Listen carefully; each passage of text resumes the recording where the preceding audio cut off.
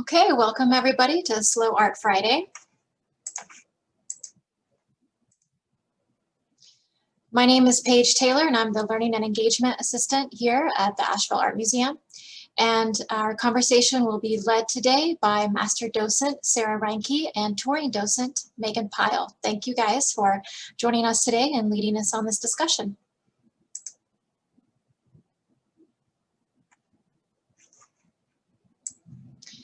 Each Friday at 12 p.m., docents lead virtual interactive conversations about a few artworks in our collection or special exhibitions. The goal is simple: slow down, discover the joy of looking at art, and talk about the experience with others. For today's program, Sarah and Megan will lead us in an interactive conversation about 3 artworks from our collection.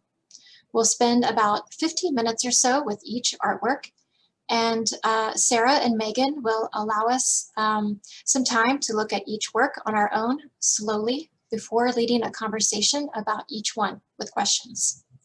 As participants, we encourage you to engage in dialogue with Sarah, Megan, myself, and each other.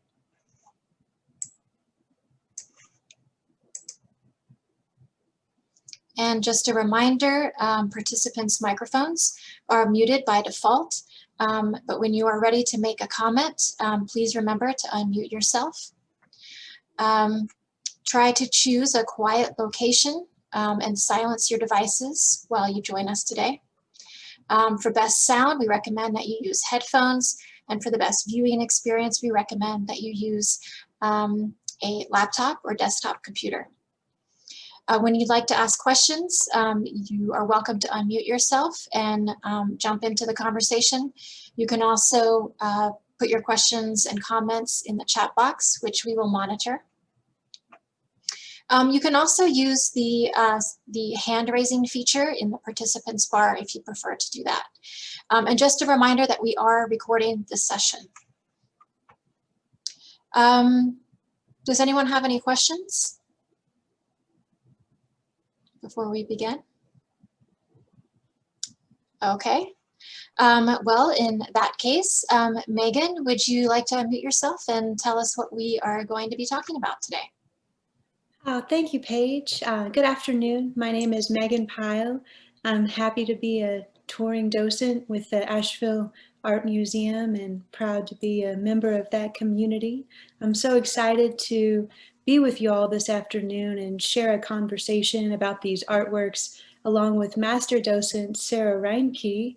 In honor of peace and connectedness, we've chosen 3 artworks that focus on the human condition. I think that each of these artworks has a striking serene and strong qualities, has both masculine and feminine qualities, and invites deep contemplation between the artwork and the viewer. And I'm so excited to be discussing these with y'all. As Paige mentioned, Sarah and I will facilitate the conversation about these artworks, and please feel free to chime in anytime. There's no right or wrong answers. And as Paige said, we'll discuss each artwork for about 15 minutes, and we may have to cut the conversation short to allow time for all 3 artworks. So, okay, let's go. Let's just have some fun with this. Paige, may we please see the first slide?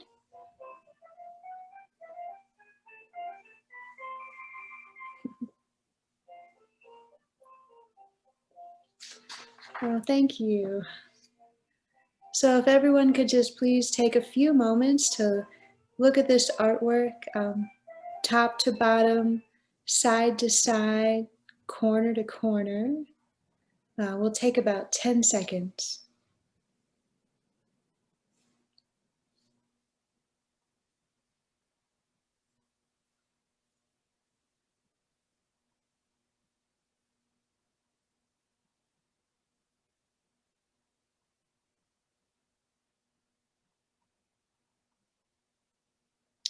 Okay, so where is your eye first drawn in this artwork?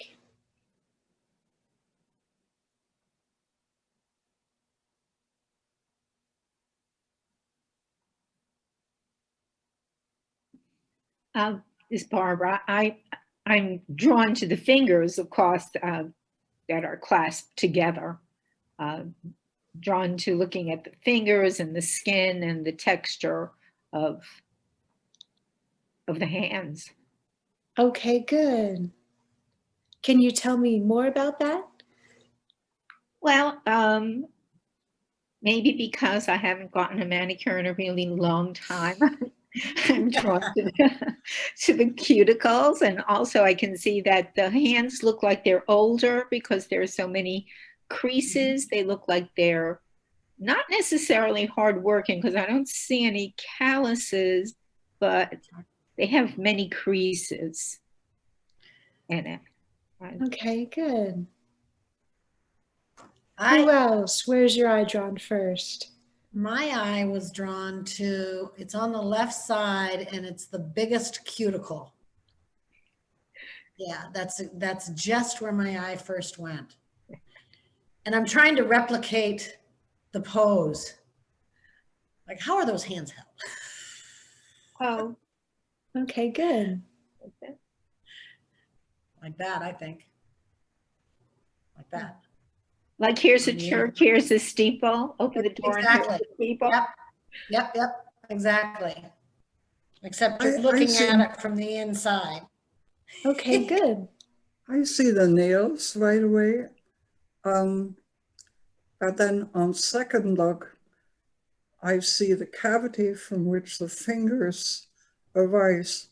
And some of those fingers look like they're coming out of a bodily cavity.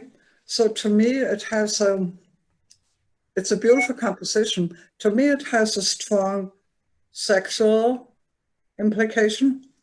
When I look at these individual body parts.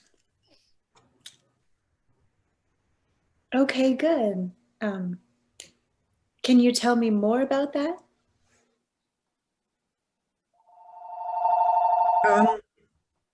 No, really, that's what it is. Thank you. I tend to see the coming together of the two fingers. It could be two hands that are clasped in much the same way as if they're going down the street together, and they do come up that sort of church kind of, or what's inside kind of feeling. But to me, I saw it as two different hands as opposed to the same hand, because I look at the lines of the skin on the fingers on the right, and then the fingers on the left, and the lines are different. So I saw actually two. I mean, it was first the fingers, as Barbara said, but then I began to see where they came from, and so I saw two different hands. But I also saw the cavity. But again, that's sort of like a closed, safe place that I saw as well. Okay, good. Yeah, this is Laurel. Was me. Oh. I was going to say, I see the cuticles almost on the middle fingers. The two fingers, I think they might belong to the same hand because of the way the cuticles look like they have an issue there. Okay, good. I agree. I agree with it probably being the same hand, just simply because the nails tend to be cut the same way. The nails look the same, except maybe down at the bottom. I definitely felt it was elderly. I also did the how do you get that? So I immediately went to the children's game of here's the church and here's the steeple, but I can't quite duplicate it.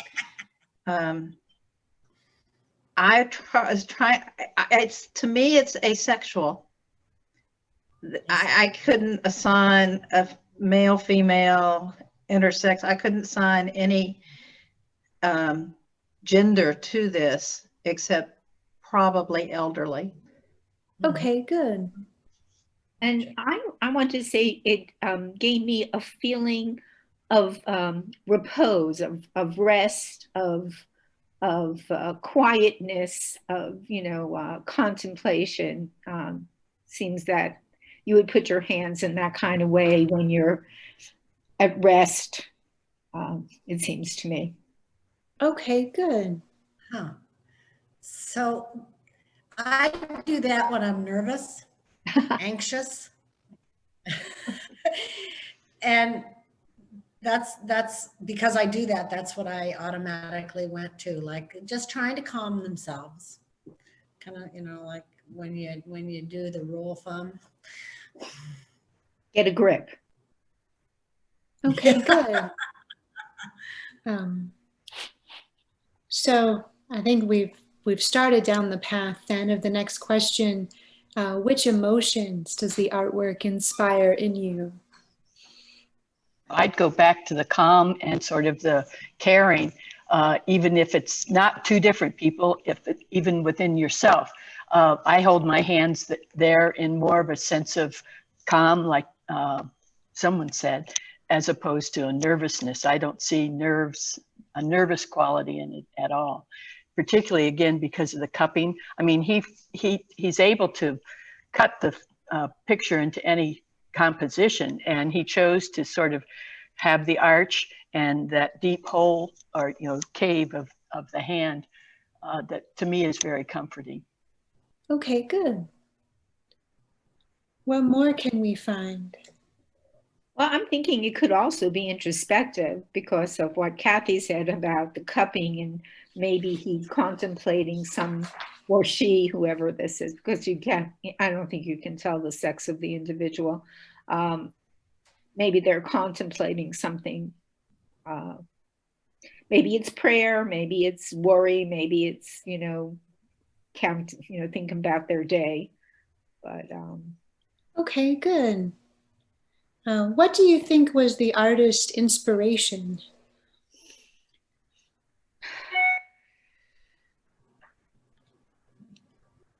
I know he does it's John Copeland, and he does body photography and oftentimes very close up. So I think he's looking at abstraction from the human form.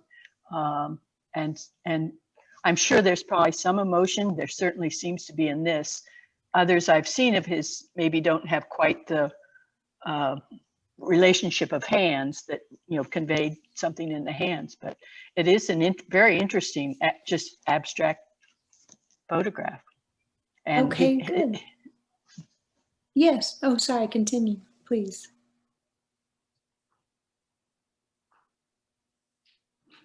I would say that the artist is glorifying, I guess glorifying. He's looking closely at hands. He has an appreciation and admiration of hands. You said, Kathy said he did other body parts, but I'm not familiar with other works. But it seems that he feels that your hands can be extremely expressive, and so he's focused in on the hands. It's interesting. This is Billy. It's interesting with the hands that we're so accustomed to seeing photographs of models' hands with perfect manicure, and this is a very different look, as Kathy said, an abstraction almost of hands. It's not the beautiful hand. It's just looks a lot like my hands. Could be okay, a good. I know he also celebrates older bodies. He started these when he was older, and so most of them show the wrinkles and show the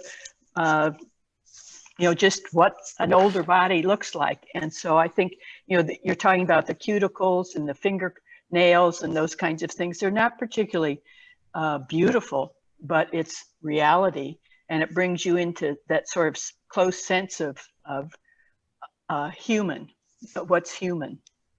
Okay, I think the good. very short nails would to me indicate, and also the size of the fingers, that they're man's hands, because men tend to cut their nails close.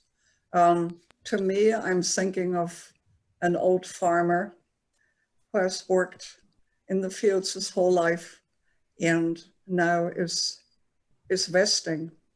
I said before, to me, it's a sexual impression to me, but it's also a picture of resting and celebrating age. Yeah. Okay, good. I also agree with Karen that I believe it looks to be a man's hands, and it doesn't appear like he's wringing the hands. I get a sense of calm or peace or prayer also, and there's definitely an older male.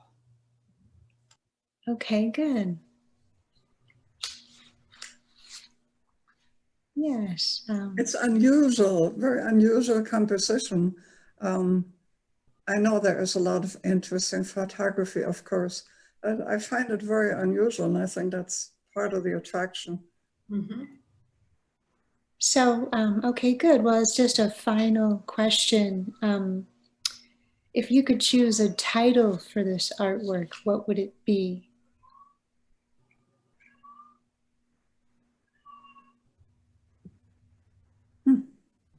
Thinking grandpa's hands.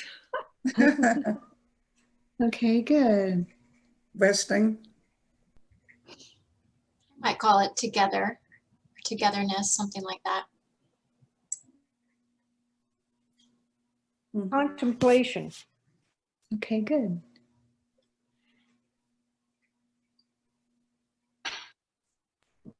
Okay, good.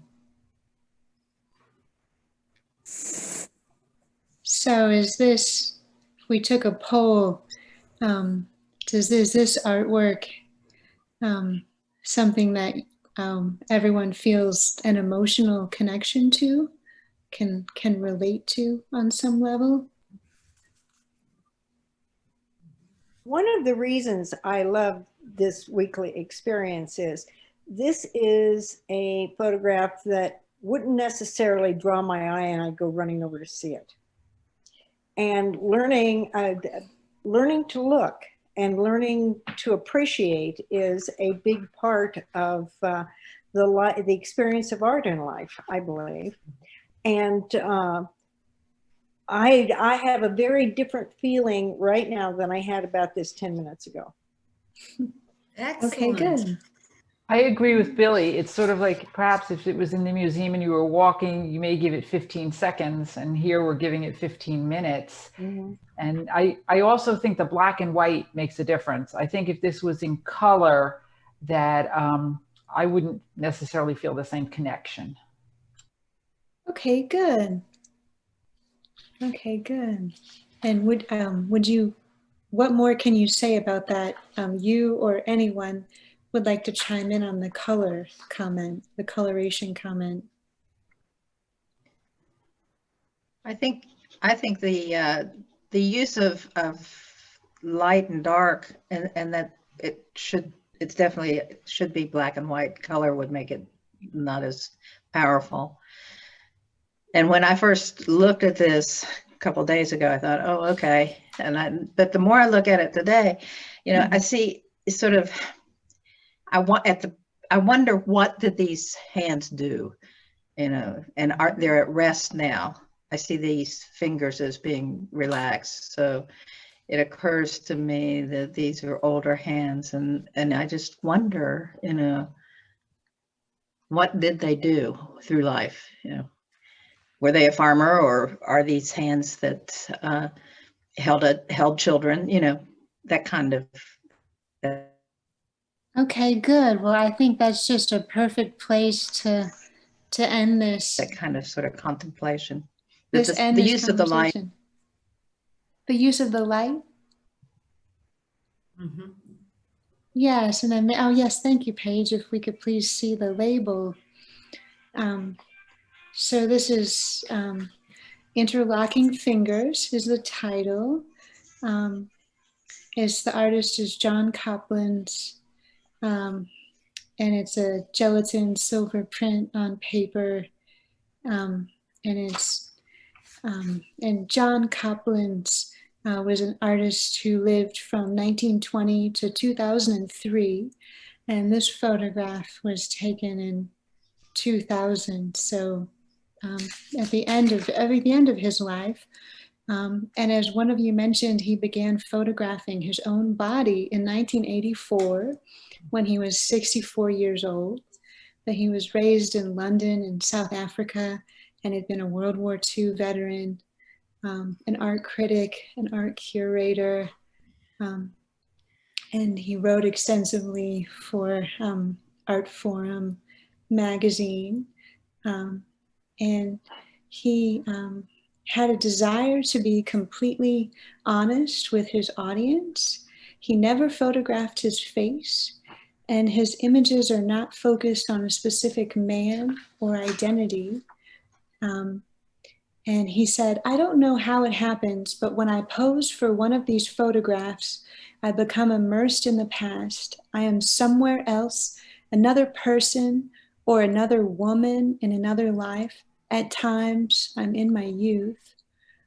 And a major element in the fascination was an obsession with one of our few remaining taboos, the process of aging and physical decrepitude, and with the anonymity of identity, in Copeland's words, to remove all references of my current identity, I leave out my head, the blow-ups of sagging flesh, creased folds, odd protuberances, and body hair of an old man become the documentary tale of the decline of the everyman.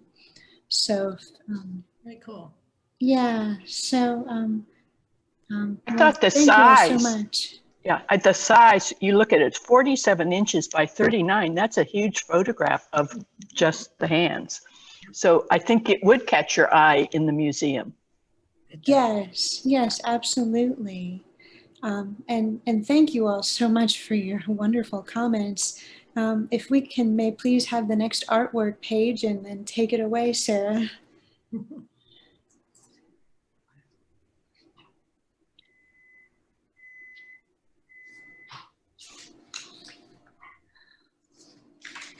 There we go. All right.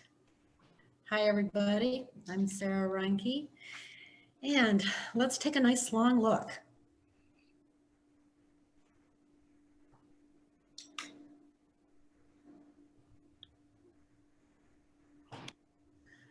So what's going on? What are we looking at? What do you see first? Is it odd if I see an abstract nude woman lying on her back? I don't know. It's never odd. It is always in your own eye. And the one thing that I love about talking about artwork is you're not wrong. If it's my opinion, it's a good opinion. And I can't say that about every corner of conversations, but I can say it about artwork. So you see a reclining nude. Yes. Yes. Long hair. Yeah. And what makes you say that? The curves in the back and what looks maybe to be an eye and almost a nose and a mouth up there a little bit. And perhaps. Now, okay, thank you. Is that Sharon or Paige? Paige, are you doing the arrow? Is that the eye of which you speak? Yeah, that's the eye. And then the nose and the mouth slightly pointed above that, right? And then her breasts, to the left, yeah. And then the curve of the back. And I think yes. And then to the far right, I see elbows maybe over here on the bottom, right? Yeah, elbows and hair. And that's just my initial impression. That's what I see. That's great. That's great, Laurel. Does anyone have anything else to add? I just wanted to say, I thought with an economy of lines that this artist created such a mood with so few lines. I think it's very impressive to me. It's really, because you do get, I see the same thing as Laurel. I was thinking she was doing bridge pose in yoga, but that's just me. But yes, but the economy of lines, that's what I find very striking about this artwork. Yeah, I do too. At first glance, I thought, wow, this is not Picasso, who of course has drawn a lot of nude women. And now I look at it again and I'm a hiker, so I actually see mountains where, because the leg isn't really that well defined, there are lines that run parallel, there is no thickness and thinness. So I see a mountain, then you come down, and before you get to the very top, there are often boulders in our area here that you have to climb. And then down here are more mountains. It's a big rock, like Looking Glass Rock or one of those rocks. So that's what I see on the second view. Oh, well, I want to go hiking with you, Karen. Looking Glass is great. My knees don't like it, but my heart does. So let's talk about what's the use of space and of black compared to white. Like, let's say it was reversed. What if it was a black piece of paper and these were white lines? Would that make any kind of a difference? Would it be, would you see as much movement? What do you think? Interesting question. I don't know. I almost think that this could have been, in my mind, done with one stroke. In other words, that the pen, let's just say a pen, never left the paper. So it would be like a fine black marker, where I don't know if you could get a fine white marker that would do the same thing on black. But I think if the color was reversed, I don't know. But it looks like they just started, the artist, I don't know which way, left or right or where, but just kept going and then just finally took the marker off the paper. Yes, I agree, and I can imagine it reversed, but it's very, in my mind, it looks very different. What do you think about this rectangle below the back? Is that something that your eyes were drawn to? Oh, And yeah. I'm saying it's a back. That's just my opinion. So, and look at those angles. Is there something different about that angle that you don't see anywhere else? And Paige, if you could go down to the right-hand side of that somewhat right there. Here. Yeah, just right in that corner. Is that the only straight corner that we see? And it's not quite straight. The line that at the corner, at the right-hand corner, and you come out, the line is not quite straight. But that's one of the things that where my eye went right away, because the line is different than any other line that You were talking about angles, and the left angle of that same yes. rectangle. Yes. And then on the right-hand side, you know, that there's almost a triangle with the same similar angles to the right, underneath her head. Oh, here? Or the head. Yeah. Well, and all there are three angles that are very similar to that, that hold it sort of in balance if we're looking at it more abstractly. Right. But I see that rectangle that you were talking about as a hole almost going underneath, and I'd agree with whoever said it was almost like a pose, yoga pose, because I saw that not as a chaste lounge, but as a hole through, probably because of that arched line that you were talking about, you know, the unusual one. Yes, and I like the triangle right at her knee. I mean, if we're going to say it's her knee. But that's a very sharp angle as well, where so many others are softer. And speaking of soft, so what are the emotions that you get from this drawing? I get relaxed, a relaxed, You get relaxed. sort of laid back feeling. Because I sort of see the bridge pose like Barbara mentioned, it seems sort of like a release. I see also, you know, with her holding her head back the way it is sort of like a release, like she's putting her whole, I'm assuming it's a woman because of the hair, but it seems that she's putting her whole self into the pose. She's completely engaged and her head is back and she's reclined and relaxed. Relax. Even though there is some stress because bridge is not always that easy, but I think But she's in shape. She does it every day.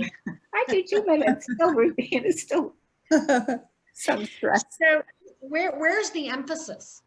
We talked a little bit about where your eye was drawn, but now that we've talked about it a little more, where is your emphasis? And it could be, you know, each of us could have a different one, which is. I still think the back and the knee is the emphasis. And I think that could be perhaps a support cushion or something that brings just the emphasis. Yeah. Oh, okay. Now I'm having a little bit of computer problem. Can y'all still hear me? Okay. Yes. That scared me because Laurel, I couldn't hear you for a second. Oh, okay. Yeah, I was talking about the back and the knee, and that's where I'm initially drawn. And if that's some sort of a cushion that she's propped or leaning on, that just goes to help emphasize the back and the knee to me. Mm-hmm. Okay, I have a question. What are you seeing here in the as I'm looking at it on my right? When could that be another person kneeling? No, this part, Here, can you see bottom my- right. can you see my my mouse? Yeah. Yeah. Okay. There and here. Yes. Paige. That's right. Okay. And so these right where Paige is pointing right now, that would be another person, right? Is that what you're saying, Anna Neal? Well, I see remember, the middle, what you're talking about, the triangles and the rectangle, as having depth.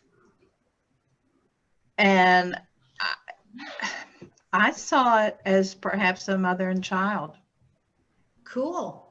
I love that.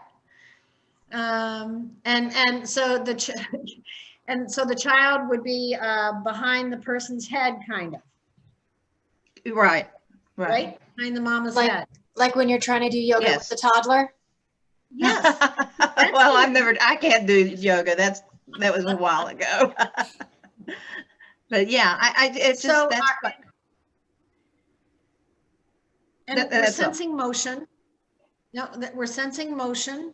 So where and I think that we have talked about whether it be the mountain on the left side or the knee.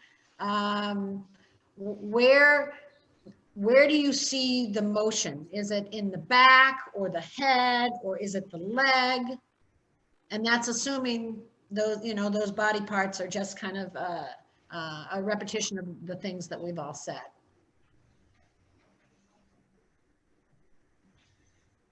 And someone had mentioned that they thought in the bottom right, that could potentially be arms.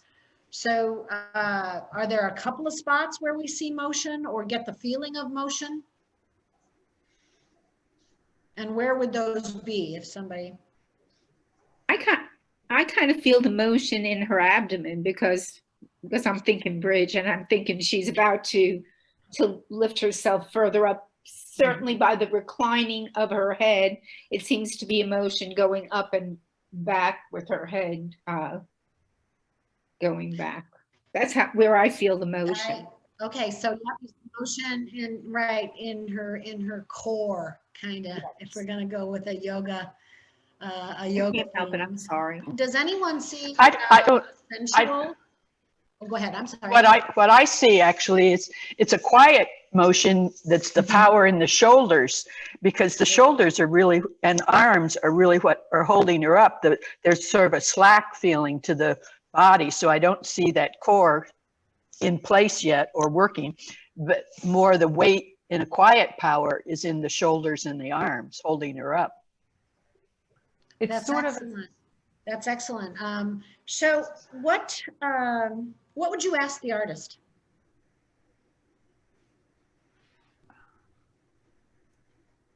Or do you have a question that you might ask the artist? Well, I'd be curious if it was a specific model or just a generic model. And I almost see a snapshot in time of stopped motion. I agree with Billy with the reclined head. And If it's it was almost a like, model or if it just came from her head. Go ahead, Laurel. yeah, you could almost imagine or anticipate what the motion was before, if you're doing the yoga bridge aspect, and what the motion would be afterwards. But the current, it's like a stopped motion. Okay, super. Is this a piece that you would like in your home? I would too. Yeah, but it needs space. Yeah, I don't know how large it is, but I also noticed that the figure fills the whole canvas. It's pretty So much it's very- side to side. Okay, so Paige, if we could see the label, and then we'll learn a little bit more. Oh, it's small. Oh, okay. Okay, would fit in my living room. There we are. So it's a lithograph. Yeah. It's a lithograph, and it's not that big. We could all find a spot for this. Yeah. For some reason, I don't have the full, I still just have the full picture. Oh, Kathy, are you seeing all of our? Now I see it. Okay, it just, Good. So it's a lithograph on paper. It was done in 1963, and Mary Frank is the artist. She's a pretty interesting artist. Actually, I think at the end of 2014 through January of 2015, we did have a Mary Frank exhibition called Finding Your Way Home, I believe. And one of the things from that exhibition that I learned is she is so prolific. She has done so many different mediums. It's a little breathtaking. She is a British-born American, best known for her abstract paintings and sculptures, which often depict emotional impact of memory and of loss. And she did have a lot of loss in her life. She married a photographer, Robert Frank, in the 50s, and they had 2 children, Pablo and Adrienne. Adrienne in the 70s died in a crash in out of the country, and she was doing an adventure travel. And her son Pablo died in 1994 from Hodgkin's disease. Mm-hmm. And in the meantime, she was caring for her mother in the 70s, pretty much right after Adrienne died, and because her mama had cancer. And her mama did survive and stayed. She was alive until the mid 90s. But all of that loss and all of those memories are something that really, really showed in Mary Frank's artwork. Another interesting fact is that she initially trained as a dancer. So her artworks often have a lot of movement to them.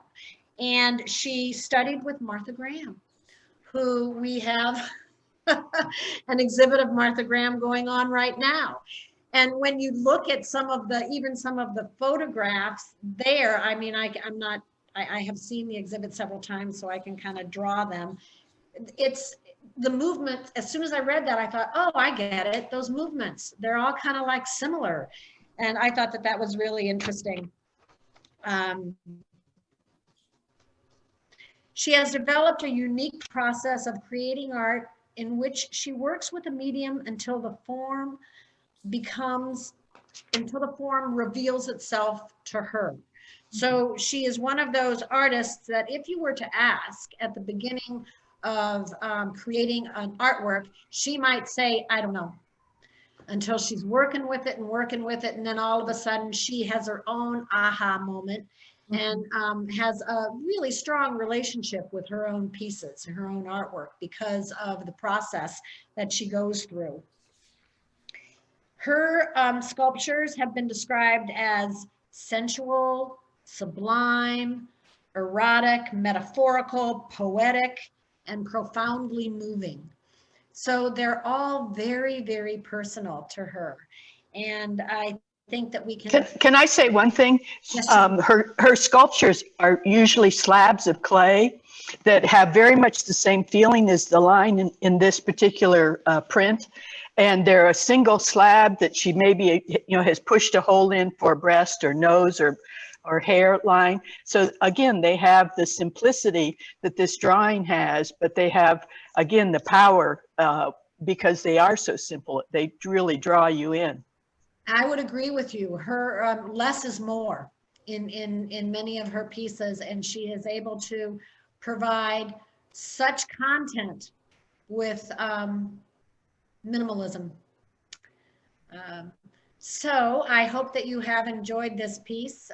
I certainly have enjoyed this artwork, and I will then swing it back to Megan. Oh, thank you so y'all for the much. Conversation. Yeah. Oh, thank you, Paige. So our final artwork for the afternoon. So again, if I invite you all to take about 10 seconds to look at the artwork top to bottom, side to side, corner to corner.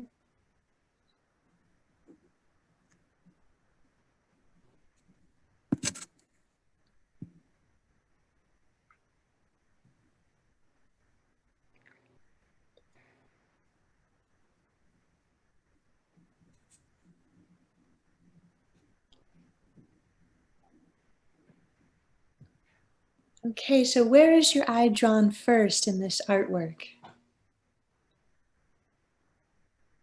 Actually, my eye is drawn to the rock and to the reddish of the coloration. At least it is on my screen. I'm assuming, yes, that's where my eye is drawn, and to the two-tone of the rock as it's the darker gray black, and then it turns into a lighter beigeier gray mineral closer to the statue's feet.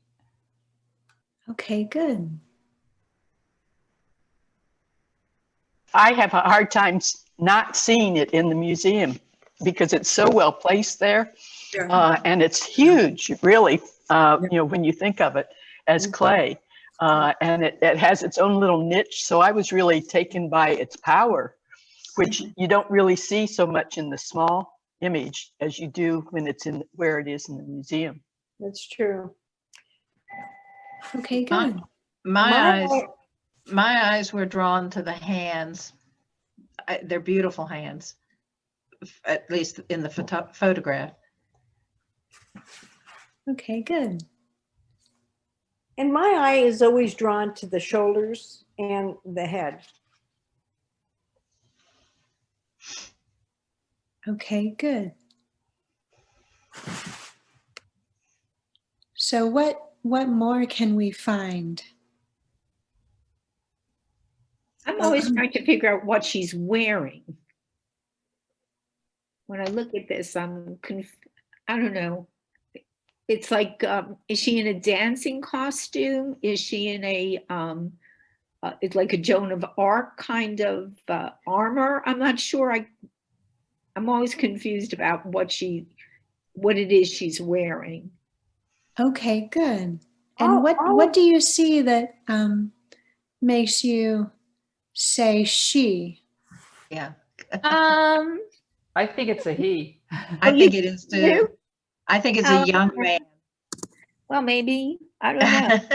I'm thinking it's like a very short skirt. I don't know. Yeah, maybe it is a man. I don't know. Every time when I've seen it, maybe because it's called Isla, but that's an island, but I always thought of it as a girl's name. I've always had the impression that it was a girl, but now looking at it, although it's not a very good picture of her face. It looks very androgynous to me. Yeah, exactly. Still, what is he wearing? Is it a dance costume or is it a old? I know it's not an old piece, but is it a long ago piece? Look at the sleeves, the way they're, like maybe like a buccaneer or something, or I'm not sure. The clothing confuses me. I'm not sure what it is. Okay, good. I think it's just, it's taken from different periods. On the upper right shoulder, that looks like from a Renaissance type dress, and all the folds, the material looks like it's kind of lacy. I've seen it at the museum, and I forget the title, which is good. We have really enjoyed seeing it. And now that I see it on the photo here, my eye first went to the juxtaposition of the very strong rock formation. And it's not just a monolithic rock, it's a rock going this way and that way. And then this human being on top. And what it symbolizes, to me, it symbolizes strength, I think. And I would see it as a woman, and I'll be surprised by whatever the title is, if there is one that indicates the sex. I mean, a woman wouldn't per se dress like this, but a woman would dress like this to be shown in a position of power, not in a military sense, but to really show in a picture or in a sculpture personal power, female power. Okay, good. Yes. And one of you have mentioned the red color on the base of the sculpture. And I'm wondering if anyone would like to speak to that in terms of masculine or feminine or strength.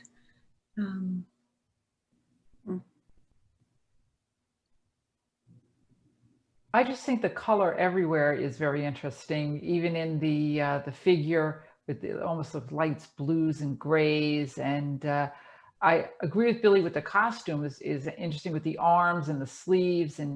But I do think it looks of a Renaissance male type. I was wondering, do we have a picture of the back of the reverse side of the sculpture? I don't believe so, and I've never seen the back because it is on view in the museum, but the sculpture is placed in front of a window, so visitors are not able to easily view the back side. You can't really walk around it very easily. So is she walking to something, or he? Is the figure walking to something, do you think? I never can figure it out. Every time I see the sculpture, I'm like, oh, the figure's walking away. Oh, the figure's walking too. I go both ways. So I see it more of a standing figure, as someone said, sort of power and balanced with the rock. But in this image, and I don't remember the detail from the museum, it almost looks like binding, as if it had been a bound slave at one point, and then the sort of on top of, and the power and breaking away from that, or still within that boundary of who someone else has designed them to be, that they stand with self-respect and power on that rock. And Okay, do we good. see them standing on the rock or emerging from the rock? Standing. I got that feel too, and like what Karen was saying, the pose and the position on the base seems triumphant to me. Like this is reaching the top of the mountain, or a metaphorical mountain, and the figure's taking pause at sort of maybe reaching a goal or accomplishment or something like that. Okay, good. And There are breasts showing now that I look closer up, but of course it could still be a male. And the person is not walking because the right hand and the right foot are going out at the same time. And for walking, it would be alternate. So the right hand would go out and the left foot would be. So okay, the figure is posing.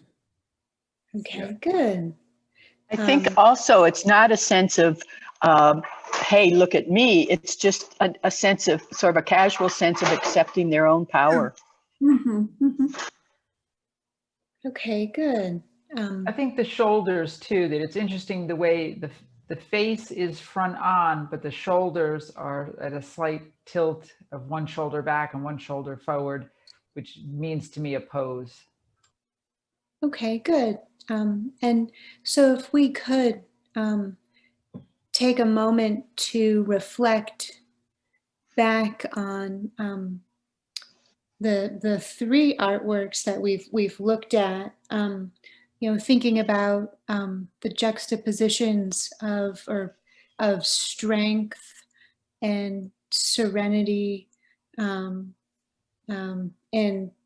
and try to think about similarities and differences of the figures in the three artworks, if they're projecting sort of calm and serenity or strength.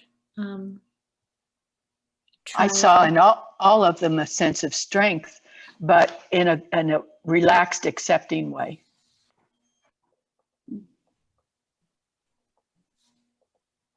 Okay, good. I see calm in all three of them, to agree with Kathy there. A calm competence here, the calm in the hands, and in the other figure, in the lithograph, a calm resting there as well. Okay, good. And so what emotions do you think the artist is trying to inspire in the viewer, and can we link any commonalities between all three of the artworks? I think that all of the artists are using the body as a form of expression, of emotion and of feeling. So each of them is using the human body to communicate. And I think all three are of confidence, that they are content or happy with their stature or their position or their sexuality or their stage in life. And I get a sense of confidence in all three.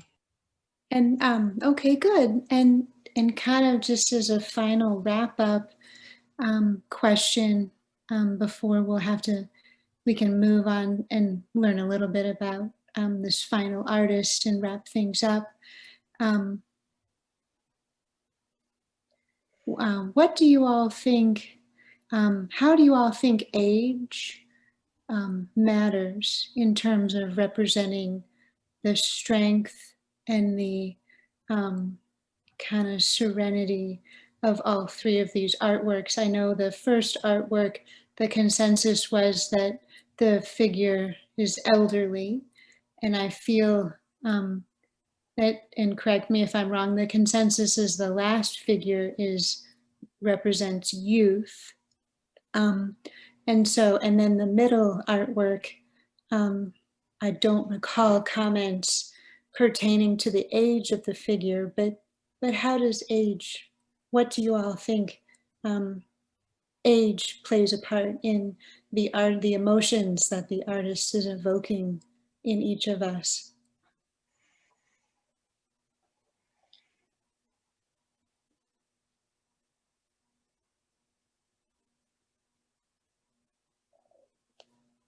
I can't really speak to age, but in my head right now, I just thought of a title, and going with the titles of the other two works where they were so simplistic and obvious, this would be Person on a Rock.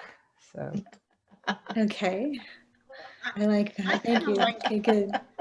I thought that it was a lifespan. I mean, you have to go from like Isla would be youth, the lithograph, midlife, and the hands, my age. Golden age. Golden age. Okay, good. Okay, good. The first artwork with the fingers and what I call the vessel and the aging of the hands, I think it stirred up the most emotion in me because it was a very unusual composition. And someone was talking about the light and dark before. I thought it was just exquisite, the shading from light to dark. It was never totally white, but never totally dark. I don't know if it had to do with age, but it had to do with the intensity of the composition. And the one we're looking at now stirs up a lot of curiosity, a lot of like surprise because of the juxtaposition. Okay, good. All three pieces, very unusual. Well, thank you all so much. I wish that we could continue. I've got 10 more questions that I'd love to ask about this artwork. I must admit, this is one of my favorites in the collection hall, but thank you, Paige, for showing us the labels so we can learn a little bit more. The sculptor is Christina Cordova, and the sculpture is ceramic resin, concrete, steel, 84 by 40 by 28 inches. The title is Isla, which simply means island in Spanish. And the artist Christina Cordova was born in Puerto Rico, but she lives and works in Penland. And for those of y'all who are not familiar, right here in North Carolina in the Blue Ridge Mountains, the Penland School of Craft is an international center for craft education and dedicated to helping people live creative lives. And the artist Christina Cordova is the mother of 2 daughters. They are adolescent daughters, and she sometimes uses them as models for some of her sculptures. And she always starts by photographing, and then she sort of first sculpts the head and the body. That's sort of her process.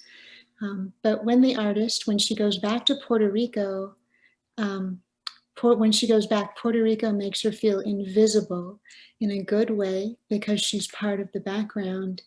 Puerto Rican identity is at the core of everything that she departs to understand the world.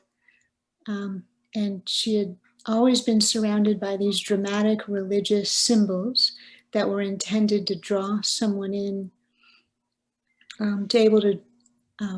draw someone in this very receptive emotional space. And she thinks it was something that she was able to draw on as she was developing her figurative practice. She's a self-described figurative sculptural artist, and she's committed to staying open and having a dialogue with the material. She focuses a lot on expressions. Are they, as in the figure, experiencing joy, torment, sadness? Oftentimes she uses tension or movement in the hands to hint at this emotional state as opposed to the face. She wants the face to be the face, very neutral, that you're holding when all the activities and emotions are on the inside. She says, in the case of androgyny, I'm really interested in that precise boundary where one thing shifts into the other or keeps you looping because you have a coexistence of the qualities that could be associated with one gender or another. And Cordova's sculptures range from just a few inches high to as tall as 9 feet.